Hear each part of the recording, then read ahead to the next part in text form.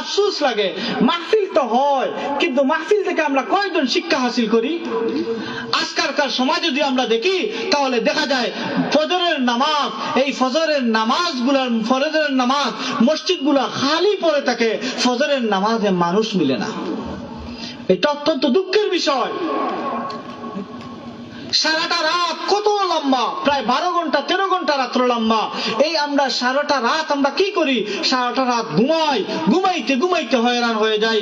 যেখানে হওয়ার কথা ছিল কিছু ঘুমানোর পরে আল্লাহকে ডাকবো, শীতের রাত লম্বা, এই শীতের রাত লম্বা হওয়ার কারণে কথা ছিল সেটা যে মুমিন ব্যক্তিরা তার শেষ রাইতে আল্লাহ জিকির করবে, তাহাজ্জুদ নামাজ পড়বে, ফজরের নামাজ ইমাম সাহেবের পিছনে জামাতে আদায় করবে।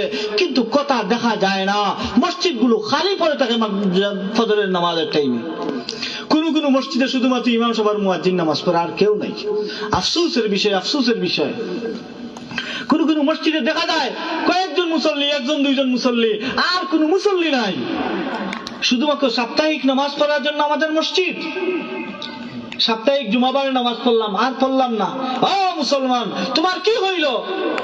তোমার কি এখনো বোধোদয় হয় না? আল্লাহ আমাদের উপর নামাজ ফরজ করে দিয়েছেন, তার মাঝে সর্বশ্রেষ্ঠ নামাজ হলো ফজরের নামাজ।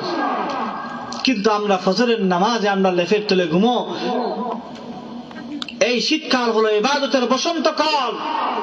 এই শীতকালে যখন আমার ইবাদত হবে, তখন আল্লাহ তাআলা যেই শীতকালে তুমি ইবাদত করতে পারবে না, আল্লাহ তাআলা এই শীতকালকে দেখে আগামী শীতকালে আপনার আমলনামায় সওয়াব লিখে দিবেন। আপনি যখন বুড়া হয়ে যাইবেন, আপনি যখন বৃদ্ধ হয়ে যাইবেন, শীতকালে যৌবনকালে আপনি ইবাদত করছেন, যৌবনকালে আপনি ফজরের নামাজে ঠান্ডা কনকনে শীতে আপনি ফজরের জামাতের সাথে আদায় করছেন, কিন্তু বৃদ্ধ হওয়ার পরে আপনি আর সেরকম ভাবে ফজরের নামাজ জামাতের সাথে পড়তে পারেন না। ঠান্ডা লাগলে শরীরটা নুয়ে আসে, ঠান্ডা লাগলে শরীরের মধ্যে কম্পন সৃষ্টি হয়, ঠান্ডা লাগলে শরীরের মধ্যে বেমার সৃষ্টি হয়, আপনি আর পারেন না। আল্লাহ ফিরিস্তা থেকে জিজ্ঞাসা করেন, ও আমার ফিরিস্তা, আমার ওই বান্দাটা ফজরের নামাজে যেতে পারে না। কোন কারণে? আল্লাহ, সে বৃদ্ধ হয়ে গেছে, সে আর ফজরের নামাজ যেতে পারে না। ঠান্ডা কোন শীতের কারণে তার শরীরের মধ্যে বেমার সৃষ্টি হয়েছে, আজকে আর ফজরের নামাজে যেতে পারে না। আল্লাহ বলেন, তার যৌবনকালে কি করেছে দেখো। তার যৌবনকালে দেখা যায় সে প্রতিদিন প্রতি রাত্রে তাহাজ্জুদের নামাজ পড়তো, তাহাজ্জুদের নামাজ পড়ে জিকির আজকার করে, ফজরের জামাতে শরীক হইতো। আল্লাহ বলেন, এই বৃদ্ধ বয়সে যেহেতু সে পারে না, আগের যে আমলে যে সব ছিল সেই সবগুলো এখনো তার আমল নামায় দিয়ে দাও। সুবহানাল্লাহ।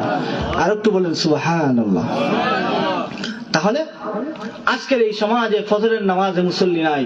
জেনে রাখো মুসলমান, জেনে রাখো মুসলমান, যেদিন থেকে ফজরের নামাজে মুসল্লি না আসবে, সেদিন থেকে এই উম্মতের কল্যাণ আসবে না, সেদিন থেকে এই উম্মতের ফায়দা আসবে না। এই উম্মতের ফায়দা আসতে হলে ফজরের নামাজে জামাতের সাথে আদায় করতে হবে। আল্লাহ রাসূল সাল্লাল্লাহু আলাইহি ওয়াসাল্লাম আগেই বলে গিয়েছেন, মাসাজিদুহুম আমিনাতুন ওয়া হিয়া খারাবুম মিনাল হুদা। শেষ জমানায় বড় বড় মসজিদ হবে, 2 তলা 3 তলা মসজিদ হবে, টাইলস এসি সহকারে মসজিদ হবে, কিন্তু মুসল্লি পাওয়া যাবে না, মুসল্লি পাওয়া যাবে না। এই জন্য আল্লাহ রাসূল বলে গিয়েছেন, মাসাজিদুহুম আমিরাতুন ওয়া হিয়া খারাবুম মিনাল হুদা।